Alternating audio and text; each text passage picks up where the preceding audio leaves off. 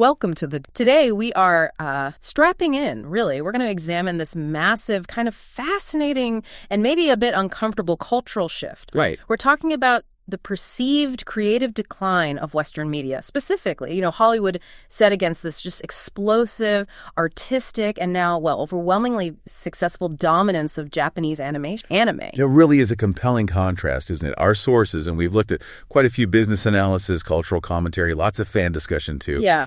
They paint a really clear picture. You've got these two global industries basically moving in wildly different directions. How so? Well, one, Hollywood seems totally focused on chasing safety, recycling established ideas, pleasing every committee imaginable. Endless sequels, remakes. Exactly. While the other, Japan, particularly with anime, is consistently delivering, genuine, sometimes world-changing art. And it's capturing this incredible global enthusiasm. That's right.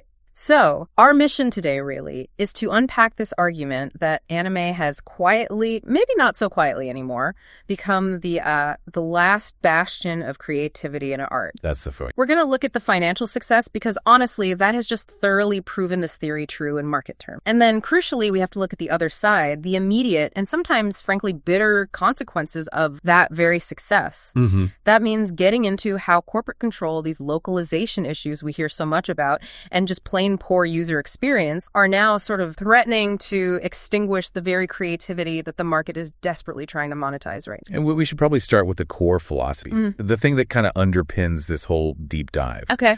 One of the sources we looked at, it really beautifully encapsulated this whole movement. It drew on Dostoevsky's famous idea, from The Idiot, beauty will save the world. Okay, beauty will save the world. What's the connection here? Well, the implication isn't just that art is pleasant to look at. It's that true, authentic beauty and inspiration are actually necessary for societal health. Right. So when modern Hollywood is just turning out, as you said, reboot after reboot, remake after remake, focusing exclusively on safe bets. Yeah. It's delivering content that is, spiritually and artistically neutral at best, maybe even draining. But the Japanese industry, through anime and manga. That's the contrast. It's consistently producing these really thought-provoking shows, emotionally resonant movies, totally unique worlds that genuinely inspire audiences. They offer that sense of radical, original beauty. And the marketplace is deaf that. Precisely. That's the real foundation of the divergence we're digging into today. Okay, let's unpack this creative and commercial divorce then. Because if the critique of Hollywood is brutal, and it is. It really is. The evidence of its failure, especially when you put it side by side with anime's triumph, it's just absolutely stark. Let's start there with the state of Hollywood. The criticism that's being leveled against modern Western films, TV shows, it's profound. It really is. What are they saying specifically? They're described as having lost all meaning. They've become these entirely utilitarian vehicles, almost just designed to hit certain demographic markers or tick boxes, rather than tell unique, compelling stories. Just fill in slots. Pretty much. They are, in a word the sources use a lot, soulless. Oof. And that soullessness, it often mirrors the streaming providers that host them kind of algorithmic, interchangeable. Creatively and financially, the model just seems to be failing. These huge films are either outright flopping. Which we see all the time now. Right. Or at best, they're barely breaking even after these massive, massive promotional spend. It feels like death by 1,000 paper cuts, doesn't it? Just this slow decline. It does. And the audience, especially the younger audience, they've already clocked this stagnation. They see it. They're not buying it anymore. No, we're seeing this huge demographic shift, Gen Z, Gen Alpha. They are actively pivoting away from traditional Hollywood tentpole, the big studio release. So where are they going? Well, they just don't feel invested in that Western cinematic tradition anymore, which is why for a lot of them, screamers and the, frankly, much more diverse content you find there that's seen as the new center of entertainment. Okay, and if we need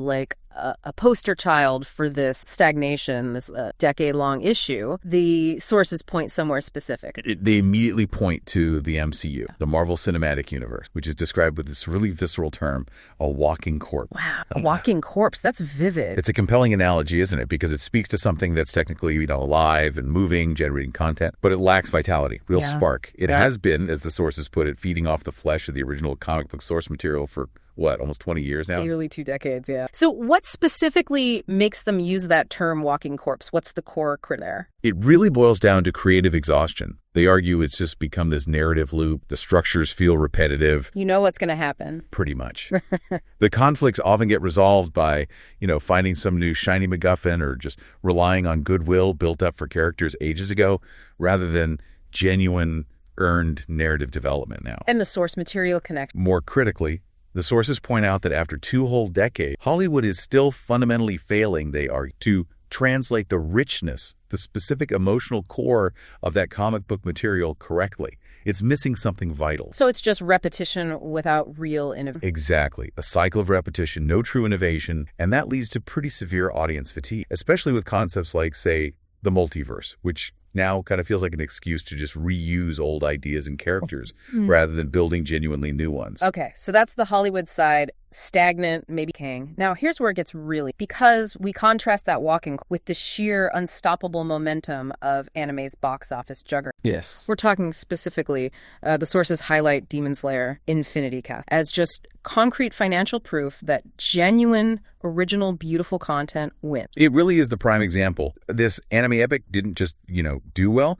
It outgrossed major Marvel and DC heavy hitters worldwide. Big name. We're talking Superman, Fantastic Four level franchises. Absolutely. The financial performance was just unprecedented for the genre. For anime, the film stormed past, get this, $555 billion worldwide. Billion. With a B. Oh, wait, sorry, my mistake there. Reading the notes too fast. That figure seems way too high. Let me double check that. Okay, the source actually says $505 million worldwide from the theatrical run, plus other revenue streams pushing total franchise value higher. But yes, $505 million theatrical. Still absolutely massive for an anime film. Okay, $505 million theatrical. Still, that's huge. That secured its place as the highest grossing Japanese film of all time, right? And the top earning anime feature ever. Correct. Highest grossing Japanese film, highest grossing anime. And to really understand the scale of this, you have to remember where anime movies used to be. Yeah, where? They were almost exclusively relegated to these tiny little theatrical runs in North America. Maybe a weekend, maybe a few select theaters, catering only to the really hardcore fans. Right. They were definitely niche events. You had to seek them out. Exactly. Niche events. But Infinity Cast, it just utterly stunned the industry. Its U.S. theatrical run alone pulled in $49 million, almost $50 million.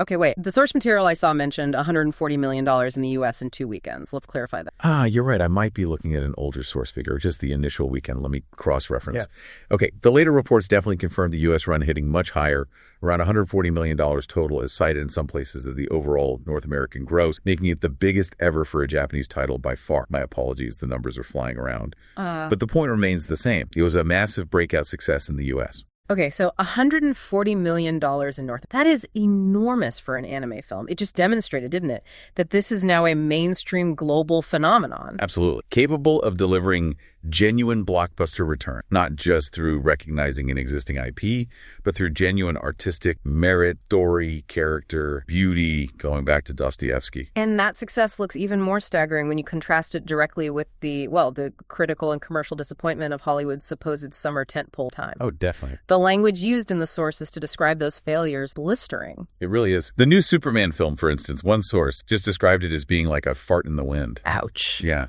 It came, it went, and it left absolutely no lasting impact, no cultural conversation, nothing. And the new Fantastic Four. That was criticized not just for being, mediocre, but for being so relentlessly predictable in its plotting, its character beats. Commentators were suggesting it felt like the writing was, quote, done by AI. Like it lacked any human spark. Exactly. No originality, no surprise, just ticking boxes. And this lack of creative risk, this predictability, it has immediate real-world business consequences, doesn't it? Absolutely. We're seeing Hollywood summer movies now routinely dropping, just punishing amounts, 60% to 80% after their opening weekend. That signals terrible word of mouth. Massive audience apathy. Yeah. People go opening weekend out of habit, maybe, then tell everyone else not to bother. The sources cited examples, too, like major sequels getting put on ice indefinitely. They mentioned the immediate stoppage of the Tron sequel, Tron Ares.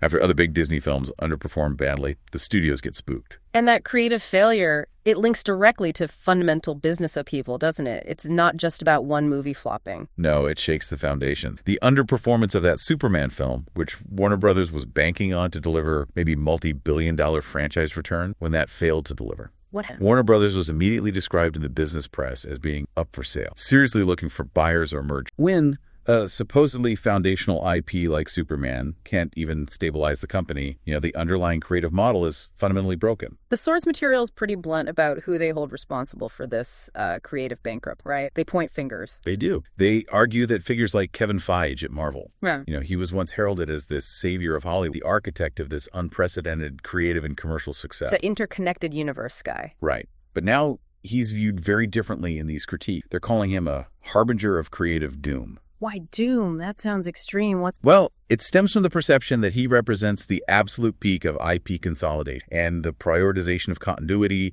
of the interconnectedness over individual creativity. So the universe became more important than the stories. That's the argument, yeah. That the MCU, under his leadership, basically became this massive content factory, and it mandates homogeneity, avoids any real risk, and that results in burnout for the audience and, frankly, probably exhaustion for the creators, too. So the source sees this whole model as the ultimate end state of content that's ruled entirely by committee, by brand man, and that signifies the doom of unique, compelling, director-driven blockbuster filmmaking in the West. It's a really powerful condemnation, isn't it? And it perfectly sets the stage for the next big massive economic shift that's happening because of all. Yeah, this creative divergence we've been talking about, it didn't just emerge out of nowhere, right? Yeah. There was a catalyst. The pandemic. The global upheaval of the last few years, specifically, COVID-19 lockdown, they played this foundational role. The pandemic essentially forced hundreds of millions of people all around the world to look outside their usual viewing habits for entertainment. They just ran out of other stuff to watch. Right. Everyone binged everything on Netflix in like the first month. Exactly. And so they started exploring. And what they found was this absolute treasure trove of genuinely original content, mainly from Japan. And that sudden isolation, that boredom, it exposed massive new global audiences to what were previously considered pretty niche hobbies, right? Totally. We're talking anime, obviously, but also manga, those specialized model kits like Gunpla, even tabletop games like Warhammer. These things exploded. Because people were looking for depth, for something different. I think so. When people were actively looking for content and found this genuine quality, this emotional depth outside the expensive, increasingly risk-averse Hollywood system, they latched on hard. And then the money followed the eyeballs. Immediately. Once the financial world, the investors, realized where the quality was, and maybe more importantly, where the young, dedicated spending audience was going, we saw this immediate and really aggressive investment frenzy. Who was investing? Wealthy individuals, major Hollywood giants trying to catch up, sprawling conglomerates, just rushing to put billions, literally billions, into the anime sector and related industries. It was a pure flight to quality, or at least perceived future growth. And the most dramatic signal of this whole strategic pivot, this change in thinking, came from Sony, right? Yes. We really need to sit with this moment because it represents a complete paradigm shift in how major corporations are viewing entertainment assets. What did they do? Sony Group publicly announced that they passed up bidding to acquire Warner Bros. Wow. They passed on buying Warner Brothers. That's huge. Huge. They made a conscious executive decision to step away from acquiring that massive U.S. legacy media brand. And instead, they chose to focus squarely on anime and related Japanese content as their core growth. They essentially signaled that owning a big Hollywood legacy studio is now viewed as, financial baggage rather than a prize asset? That's pretty much the message, yeah. Why? What was the actual internal justification they gave for abandoning that potential huge U.S.? Yeah, what did they say? Well, the rationale provided by Sony executives was, frankly, chillingly clear about the state of U.S. film studios. They argued that adding existing U.S. film studios just doesn't lead to big profitability more. No. Because, quote, these studios are not doing that well. Simple as that. Oh, direct. Very direct. They have high overhead, lots of legacy debt, and crucially, diminishing creative returns, as we've discussed. Sony basically concluded that just combining two struggling, old-school, moody studio empires wouldn't strike them as a pathway to massive profitability gains. So it was a strategic declaration then? Absolutely. The future, for Sony at least, is not in repackaging Hollywood's past. It's in fostering genuine growth from other, more vibrant creative centers, like Japan. That is profound. I mean, it confirms that the creative stagnation we talked about in Section 1 isn't just fan talk. It's now directly impacting trillion-dollar investment decisions at the highest level. And what's fascinating here is the sheer scale of the investment forecast that justifies this kind of pivot. It's not small numbers. What are we looking at? The global market for Japanese animation is forecast to become a truly massive, get ready for this, $60 billion business by 2030. 60 billion. Okay, that's a huge number. Checking notes. Wait, earlier you mentioned $600 billion forecast by 2030. Let's sure on that figure. Right. Apologies again. Seem to be misreading my own notes here. Yeah. Let me verify that projection. Okay, yes. The source does say the market is forecast to grow towards a potential $60 billion valuation global by 2030, according to that specific analysis. The $600 billion figure might relate to broader Japanese content or a different projection timeline. Let's stick with the $60 billion by 2030 figure as the key projection. Okay, $60 billion by 2030 for the global Japanese animation market. Still, that's enormous growth from where it was even 5 years ago. Enormous. And crucially, it's expected to grow by double digits for a while. That kind of sustained, aggressive growth signals a really decisive market trend. This isn't just a blip. This isn't a fad. This is looking like the new foundation for growth and entertainment. Precisely. The data, the investment trends, they strongly suggest that, quote, superheroes are dead, or at least fading significantly as the primary driver, and that even huge legacy IPs like Harry Potter are fading in relevance compared to the sheer sustained growth potential of anime. So the investment focus has just completely shifted. Completely. It's shifted to markets that prioritize and, importantly, seem to foster original, creator-driven work, even if those works originate thousands of miles. Basically an acknowledgement, maybe a reluctant one, that the West kind of stopped producing the new stuff people actually want to pay for. Okay, so anime wins. Creatively, commercially, it attracts billions in corporate investment. Now, on paper, this should be the best possible outcome for the fans, right? More money, more access. You'd think so. Yeah. But this success, this mainstreaming, brings a dark, almost corrosive side, especially, the sources argue, for the dedicated fan, the ones who painstakingly cultivated the hobby for decades when it wasn't cool or profitable. Right, the people who were there before them. This is the bitter pill that comes out. Exactly. Once anime achieved that huge popularity, the source material argues pretty strongly that it was immediately, quote, ruined by the casual. Okay, ruined by the casual. That sounds a bit like gatekeeping, or is there? Well, the sources argue it isn't just snobbery. The critique is that these newcomers, who maybe jumped in purely because of its newfound status or one breakout show, started demanding that the pre-existing content, the culture around it, be reshaped, reviewed, or reinterpreted entirely around their own, often Western-centric worldviews or sexual orientations. Hold on, though. Doesn't all media kind of evolve with its audience? Or is the argument here that this specific type of ideological demand is uniquely damaging to the core art form of anime? The source argues the latter. Yeah. It posits that this specific type of ideological projection, especially when coupled with corporate compliance companies eager to appease the new loud audience, actively erodes the original artistic integrity. And the unique character of particularly the American anime scene, it's perceived as a demand for homogeneity and conformity, which is kind of the exact opposite of the quirky originality that drew people to anime in the first place. Okay. I see the argument. So, as this social tension is mounting within the fandom, the corporations, who are now heavily invested, are simultaneously trying to stamp out any unauthorized access, right, to control every revenue. Exactly. Yeah. Which leads us directly into what the sources call the piracy paradox. The piracy paradox. Explain that. Right. So, on one hand, you saw this major corporate action, like Operation Anime. This was an aggressive international effort. Japan and Brazil actually teamed up to shut down 16 major illegal anime streaming sites. And the intent there was understandable, right? Protect the IP. Understandable intent, yes. Protect IP. But the immediate result, according to fans and preservationists, was devastating for actually preserving anime history. How so? Because many classic older anime stuff from the 80s, 90s, early 2000s, which were never officially localized or distributed legally in the West, they simply vanished. There was no legal avenue for fans to see them. So when the pirate sites that hosted them were shut down, the content effectively disappeared for Western audience, maybe forever. Wow. So trying to enforce copyright actually led to cultural erasure, in a way. That's the argument. And yet, despite these massive efforts, piracy proved incredibly resilient, which really highlights the deep dissatisfaction people have with the new legal landscape. How resilient? Well, despite all those shutdowns, one specific unknown site, which the sources don't name, probably for legal reasons, has since emerged to become the world's largest anime piracy site. Bigger than the legal options. The numbers here really drive home the market failure of legal distribution. They're unbelievable. That single pirate site is reportedly pulling in 364 million monthly visits. 364 million monthly. Monthly. Now, put that in perspective. That apparently surpasses Disney+, which stands around 343 million global visits. And it completely dwarfs Crunchyroll, the supposed legal anime streaming giant, which stands at a mere 125 million monthly visits. So 3 times as many people are going to the big pirate site compared to the main legal anime site. Roughly, yeah.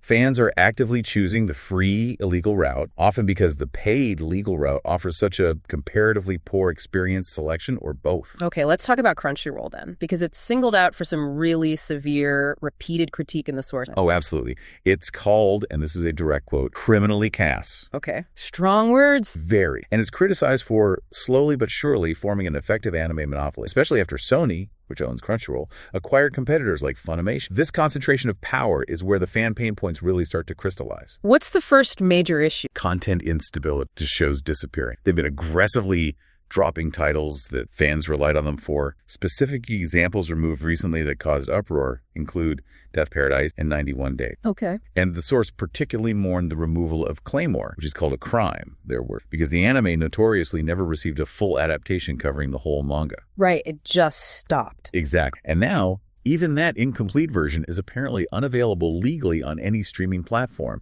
It just demonstrates how corporate consolidation can literally erase cultural artifacts from easy access. So the legal monopoly, ironically, is making it harder to legally access the art. That's what else? Beyond the content just disappearing from streaming, the secondary market for physical media Blu-rays, DVDs is just exploding. If you want to actually own your favorite niche anime now, you are entering a potential nightmare scenario. How bad is it? Exactly. It's now compared to like finding a rare first edition Pokemon card for some shows. The sources give a startling example. Blu-rays for the boxing anime Hajime no Ippo Season 2 and 3. They're now being sold for $200 a piece on the used market. $200 for one season? Per season. And these were originally priced around maybe $30 or $40 when they first came out. That's insane inflation. Totally. So when legal streaming is unstable, unreliable, and buying physical media becomes hyperinflated like this, the average dedicated fan feels like they just have no reliable, affordable access point anymore. Okay, so access and affordability are huge problems. But the critique doesn't stop there, does it? It delves into what the sources describe as intentionally user-hostile behavior, specifically regarding account management and customer service. Well, this section reads like a customer service horror story. Seriously. The sources detail this extraordinary level of intentional difficulty when users try to simply manage or, God forbid, cancel their Crunchyroll accounts. Like what? What do you have to do? Okay, get this. If a user wants to cancel their membership, the support agent usually contacted via email. Because good luck finding a phone number, ask for an excessive, frankly suspicious amount of personal data. What kind of data? The credit card type used, the last 4 digits of the card's expiration date, and this is the kicker, a screenshot of your bank statement showing the charge from Crunchyroll. Wait. A screenshot of your bank statement just to cancel a streaming subscription? That's what the source claims is being asked. And that sounds completely bonkers and deeply alarming from a basic data security standpoint. That feels like behavior designed purely to deter cancel. That's exactly how the sources interpret it. Pure friction. And maybe the most asinine policy described, again, their word concerns account upgrades. Upgrading should be easy, right? They want more money. You would think. But apparently, if a dedicated fan wants to upgrade their membership, say, they want to add manga reading access to their anime subscription, they are informed by Crunchyroll's AI help bot. Oh, it's an AI bot handling this. Apparently so. They're informed they must first cancel their current membership entirely. Then they have to wait for that current membership period to expire. And only then can they go back and purchase the new, more expensive upgraded tier. That is unbelievably stupid from a business perspective. You're making someone actively cancel before they can give you more money. They're likely not coming back. It makes no logical sense, does it? It strongly suggests the policy isn't about sensible business flow at all. It's about creating maximum friction to maximize current subscription retention by making any kind of account management change an absolute nightmare. And the final sting of irony here, all of this intentionally obstructive user-hostile customer service, it's handled entirely by unempathetic, unhelpful AI bots. So the very technology, AI, that's often blamed for creative struggles in the West, is now running the terrible customer support for the content that is supposedly saving Western entertainment. You got it. The irony is thick. Okay, so the dedicated fan base is facing problems with access, cost, basic customer service. It's a grim picture. But now we have to talk about how this whole corporate, cost-cutting, maybe careless mindset is directly affecting the artistic integrity of the anime itself. Right. The content quality. Starting with a massive hypocrisy, apparently, regarding AI translation. Yes, this strikes right at the heart of trust and quality. Crunchyroll, remember, had previously claimed publicly, quite clearly, that it had absolutely no plans whatsoever to use AI in the production of its anime program. They recognized, or said they recognized, the importance of human nuance in translation. Okay, so they made a promise. They made a public statement. Yet not long after, they released what are described as embarrassingly bad subtitles for a new anime series called Necronomicon and Cosmic Horror Show. Right. And guess what generated them? ChatGPT. Looks like. The results were, well, a self-inflicted disaster, weren't they? The subtitles weren't just like slightly off or poorly phrased. They were reportedly riddled with basic typos, severe grammatical errors, What? and critically explicit references to ChatGPT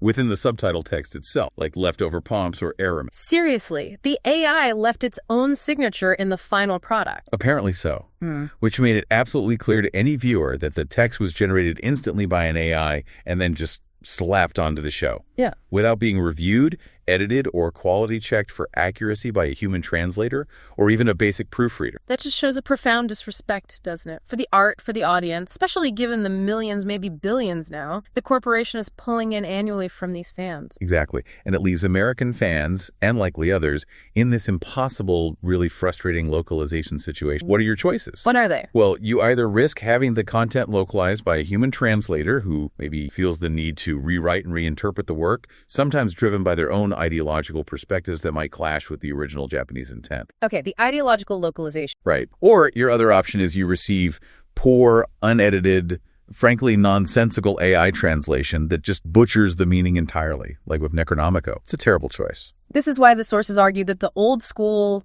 dedicated, often non-profit fan sub, they remain superior. That's the argument. Because fan subbers, they don't just translate the dialogue. They often translate the lyrics to the opening and ending songs. They translate any text that appears on screen, signed letters, etc. And they often offer crucial cultural context in little translator notes. Going the extra mile. Absolutely. Whereas the corporate crap, as the sources bluntly call it, just does the bare minimum dialogue translation, sometimes badly, sometimes maybe ideologically slanted, and still expects you to pay a premium monopoly fee for delivering what is fundamentally an inferior artistic product. This struggle over interpretation, over who gets to define the meaning, it brings us to the even more severe issue meant foreign influence and outright censorship. Yeah, this is a big one. The core concern raised by many fans and even some creators now is that specifically Western gender politics, or the culture war, as the sources frame it, are being aggressively projected onto content from other countries, particularly Japan. And this forces changes. Forcing changes that fundamentally alter the creator's original vision or intent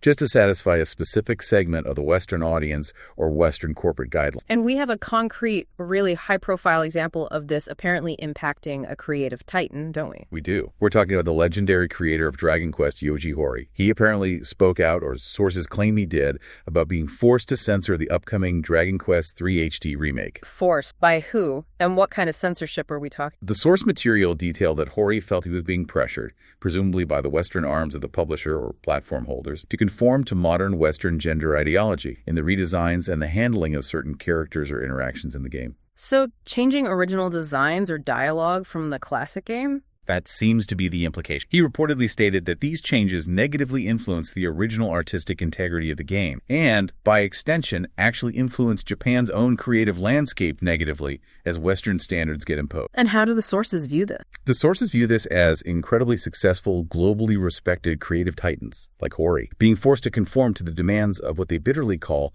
mental midgets, their term, who would find the original decades-old work offensive simply because it doesn't perfectly affirm their specific, modern, localized world. It raises a really critical question, though. Why is Western influence, which, as we've established, has proven creatively bankrupt enough to necessitate this huge economic flight to anime, why is that influence being allowed to permeate and potentially corrupt the creative output of Japan itself? It seems back. It is the ultimate irony, as the source material argues that a significant portion of the global fan base of anime and manga, including many in the West, are specifically looking to escape what they perceive as the increasingly culturally and spiritually bankrupt society in the West. They want something different. Exactly. They're engaging with authentic, uncompromised art from Japan as an alternative. So when that authentic art is then sanitized, censored, or altered to reflect the very politics or ideologies they were trying to get away from, well, it just destroys the entire value prop, defeats the purpose. Is there any pushback happening? Is Japan aware of this? Yes, there is a silver lining here, potentially. The sources suggest that Japanese people, creators, and producers are starting to acknowledge the severity of the censorship,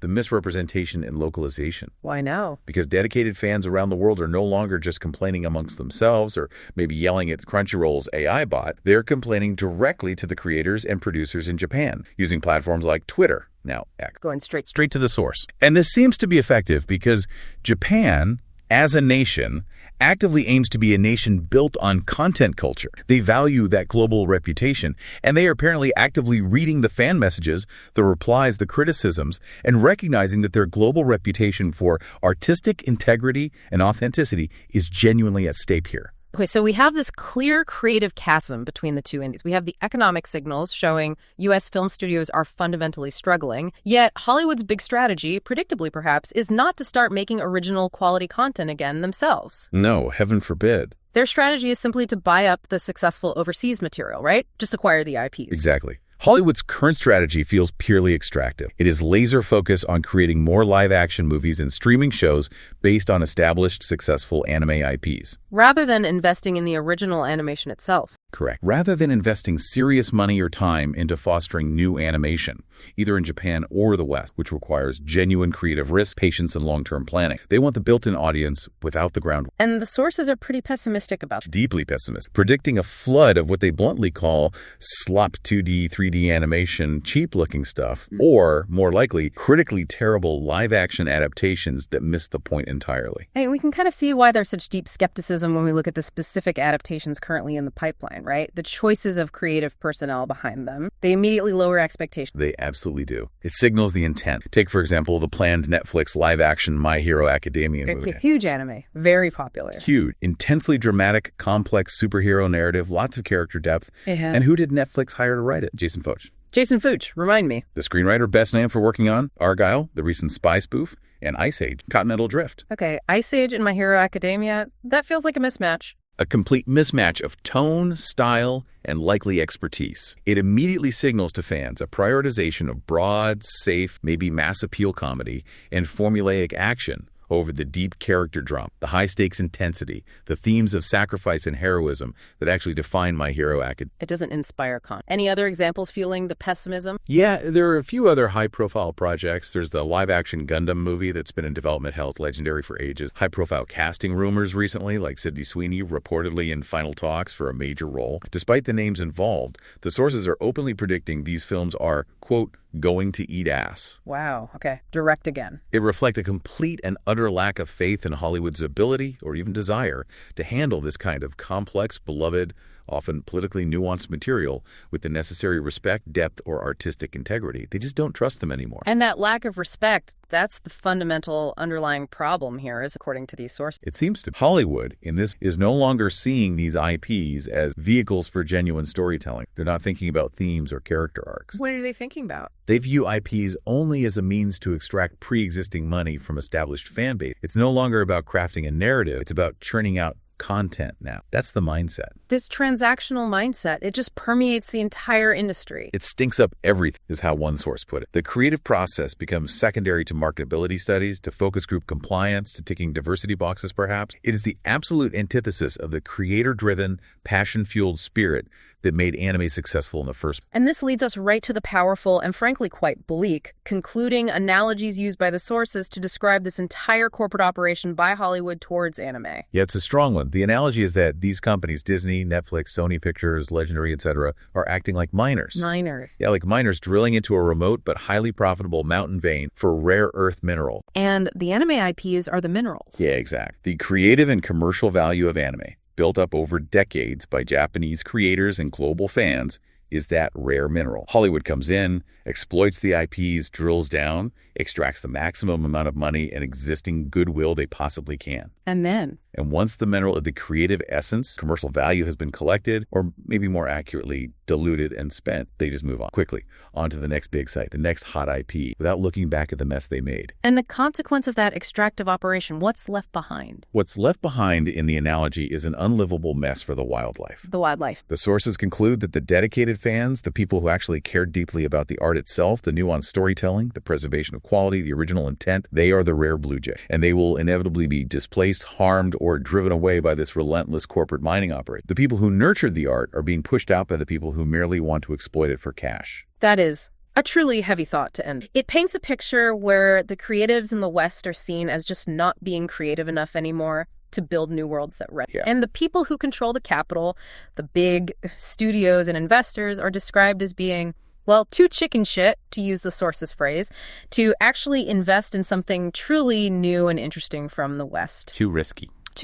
So instead, they just try to extract as much value as they possibly can from the already successful, already proven Japanese out before, maybe, the creative integrity of that collapses under the weight of their own commercial demands and mismanagement. It's a potentially vicious cycle. #outro. So if we just pull back for a second, try and synthesize everything we've unpacked in this deep dive, the narrative seems pretty clear, right? I think so. The creative triumph of anime, its global success, proved undeniably that audiences worldwide crave beauty, meaning originality in their media. They're hungry for it. But that very success led directly, maybe inevitably, to this massive wave of corporate investment and consolidation. And that, in turn, is now actively creating a whole host of new problems around access, affordability, basic service quality, and maybe most importantly, the creative integrity of the art itself. Through things like poor localization, dubious AI translation, the threat of aggressive censorship, and this looming cloud of terrible Western adaptations. Exactly. The tension of Hollywood's decade-long quest to, quote, appease the modern audience, often via committee review, algorithmic safety checks, playing it safe. Yeah. That path led only to creative stagnation, content described as soulless. Yeah. Those very conditions, that creative vacuum in the West, allowed anime to thrive globally in the first place. It offered the escape, the depth, the beauty people were clearly missing. And now that same committee approach, ruled by marketing demands and, frankly, commercial timidity, that's being directly applied to the anime itself by these Westerns. Threatening to smother the very originality, the spark that drew the global audience in. It's deeply ironic. Okay, so this leaves us with a final, maybe provocative question for you, the listener, mull over. If the big corporations are, as the sources suggest, to chicken shit, to invest in something genuinely new, and if their clumsy, extractive entry into the anime sphere threatens the very creativity they're desperately trying to monetize, what is the safest, most viable, long-term way for the dedicated fan, the person who truly cares about the art, to preserve it, to ensure access? It's a tough one. Is the price of legal, streamlined corporate access with all its flaws, the potential creative compromises, the terrible service, is that price ultimately worth paying? Or is this ongoing commercial failure, this mismanagement by the monopolies, simply push fans back toward the very piracy they were supposed to have left behind years ago, just to get reliable access to the shows they love, presented authentically? Where does the balance lie? We'll leave you with that thought. Thank you for diving deep with us today.